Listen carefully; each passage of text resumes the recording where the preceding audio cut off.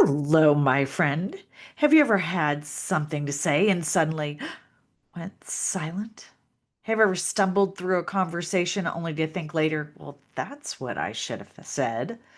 Do you feel like there are times where your message is completely lost in translation? Well, my friend, you are not alone. My name is Kathy Riley, and I am your host and communications expert with over 25 years working in the field of litigation and another 15 as an entrepreneur. Our goal here is to share tool systems, techniques guaranteed to change the way you communicate with others. From mastering the art of a tough conversation to cultivating a mindset that says, I got this. You're going to learn how to break those bad habits. And today we're going to talk about one of the biggest mistakes people make in communication is the assumption that it's happened. So let's think about that.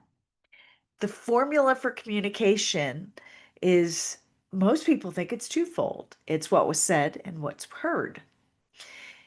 And I challenge you, there is a third step to it.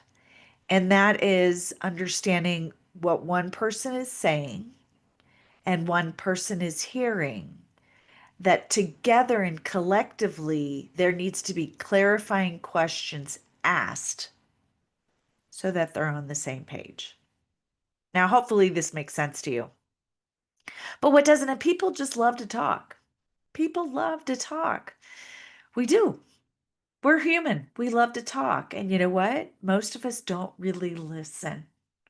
So there's that gap is we're not really listening. We're not listening to our loved ones. We're not listening at work.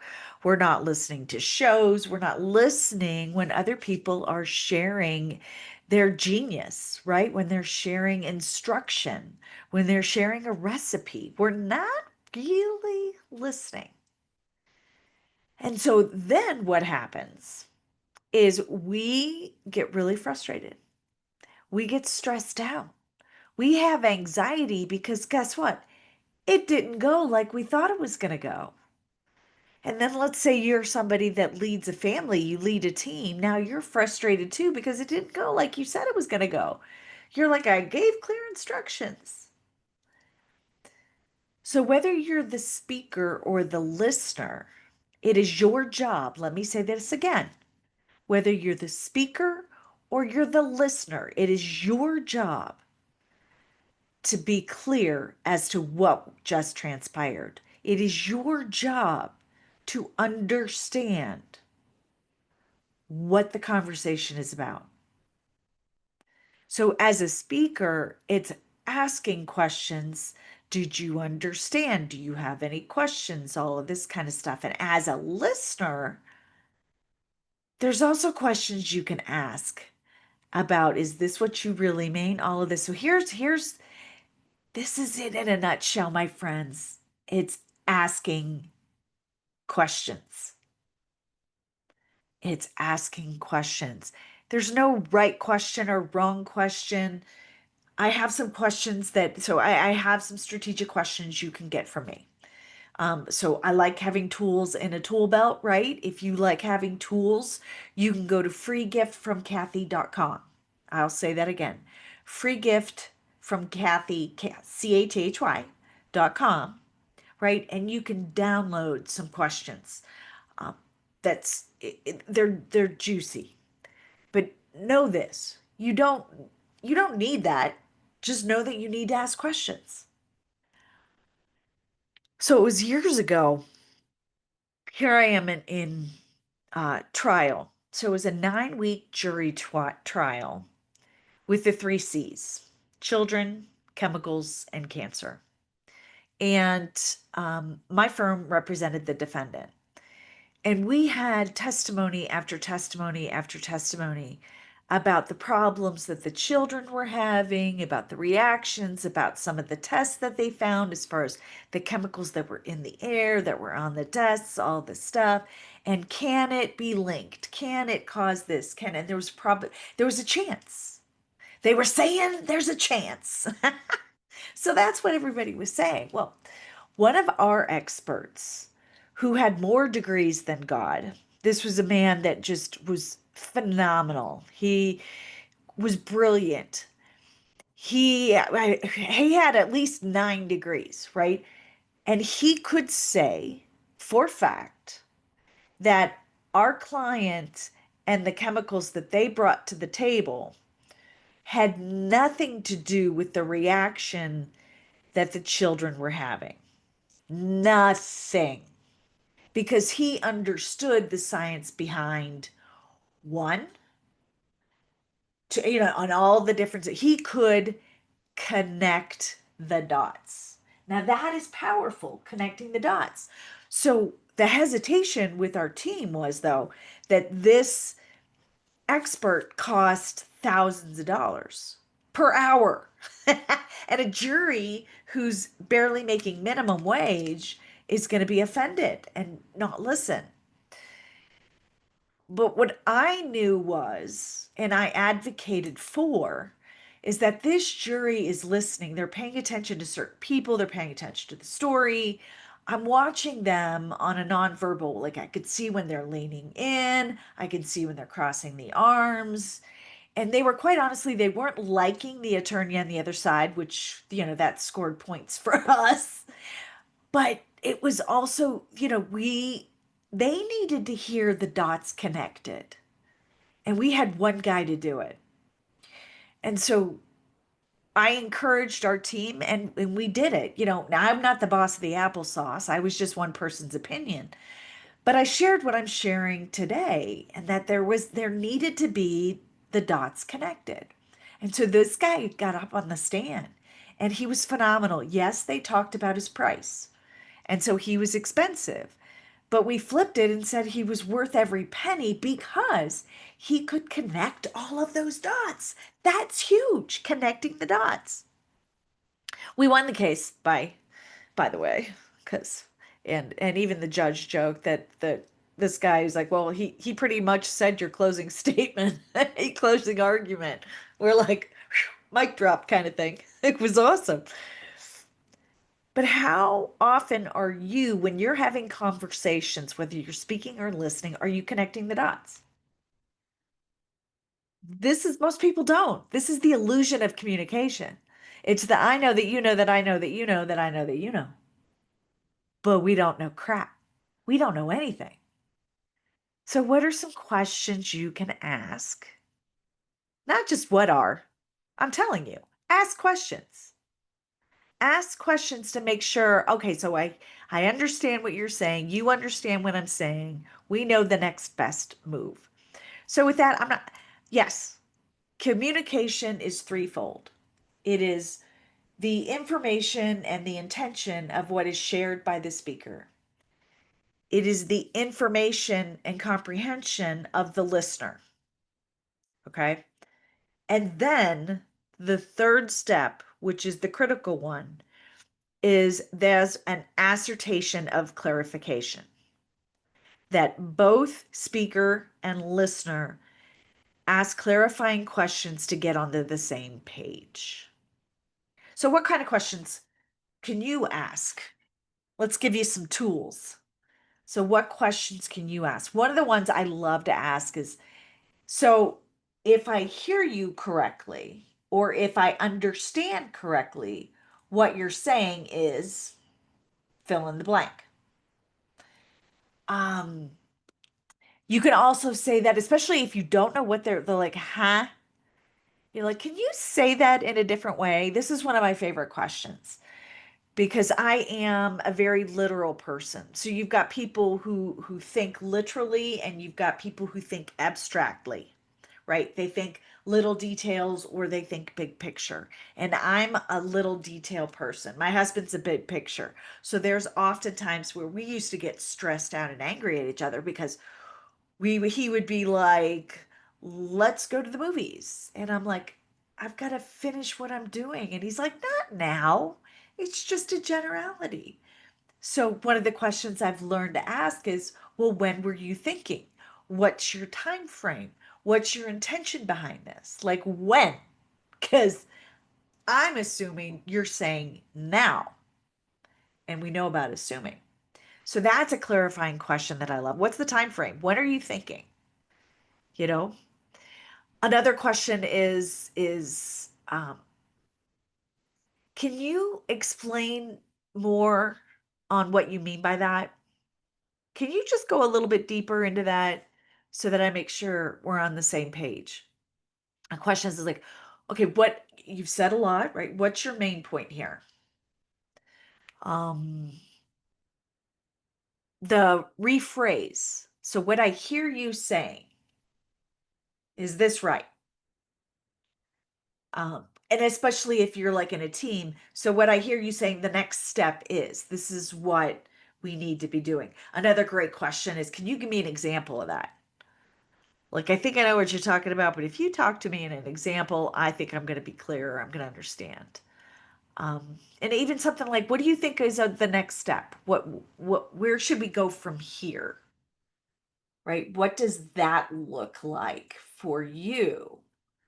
Um, do you know the reason behind that? That's another great question. And what led you to that conclusion? I mean, I try not to say why, because why is there's a negative connotation to it. So I would take the why out.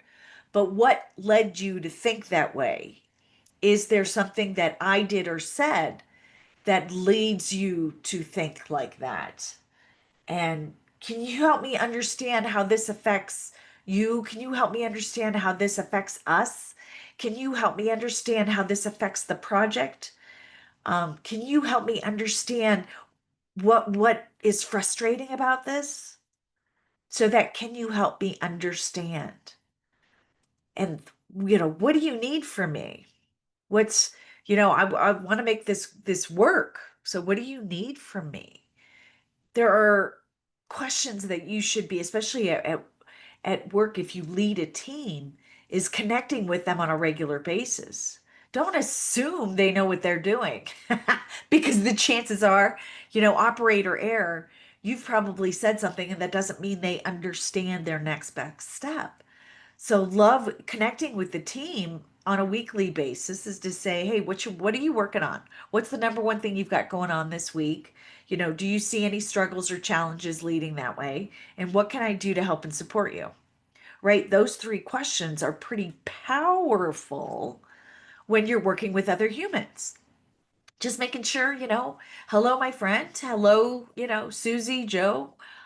You've got a lot going on. I've got a lot going on. I just want to touch base with you really quickly to make sure that everything is moving forward this week. Can you tell me what's your number one goal this week? Yeah, what's one thing that's gonna, do you think that's gonna be a hiccup or a struggle in order that's gonna stop you or injure you from accomplishing that goal? And then, what's one thing I can do to help and support you? It's amazing when you become an effective communicator and get everyone on the same page, how life becomes simpler, happier, and less stressful. It really does. There's a quote out there, and I can't remember, is the quality of your life is equal to the ability to effectively communicate. When you think about what stresses us out more than anything, well, the number one stressor is lack of time, right? We don't have a lack of time. And oftentimes that happens because we're doing it wrong. And we're doing it wrong because we don't have an understanding of what is that next step, what we should be doing. Or we're frustrated that somebody else isn't taking that right step, that we've got to go teach them and talk to them and train to get them back on the same page so that they can move forward. But if we were effective communicators from the get-go, what would that do? What would that feel like? That would be so empowering. Right now, I have a teenage daughter that came home from college, and I can't tell you, I am one seriously happy mama. Just having her under the roof, even for, a couple months, makes me really, really, really happy. But every day I am going in to say, hey, what's going on today? What are you working on? Is there anything what it's going to be a hiccup? Is there any hiccups that you could see happening on this? What's that? What's that look like? What do you think? And if it's nothing, or what can I do to help you?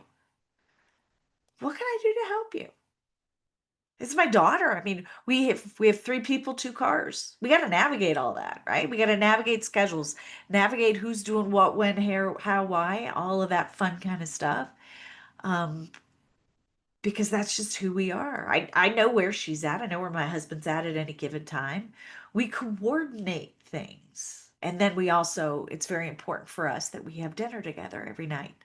Well, if not every night, because she may have plans.